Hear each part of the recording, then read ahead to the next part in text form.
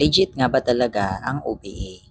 Marami nagtatanong sa akin kung legit ba talaga itong OPA or budol lang. Hi, my name is Josh. 2 years ko nang ginagawa itong online business na ito. At dito na nabago ang buhay ko 360 degrees. Hindi lang buhay ko, kundi buhay din ng pamilya ko. At alam nyo ba na nag-start ako dito at the age of 17 years old, puno ng takot at duda. Alam nyo nung umpisa, hindi naman talaga ako nagdududa sa company at sa negosyo na to, kundi sa sarili ko kung kaya ko ba talagang gawin yung ginagawa ng iba. Akala ko kasi mahirap at akala ko hindi ko kaya.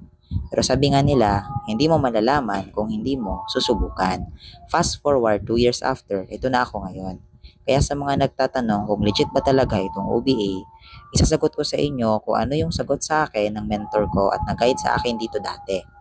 Magiging legit lang ang isang bagay kapag ikaw mismo ang nakaranas na kumita.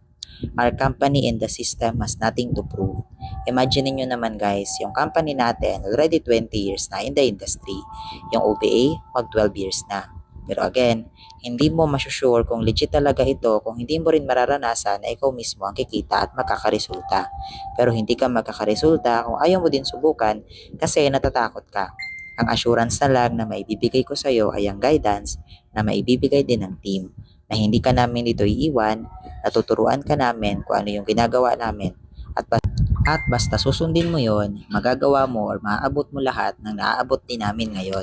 Kaya kung gusto mong matutunan, i-comment mo sa comment section ang location mo ngayon.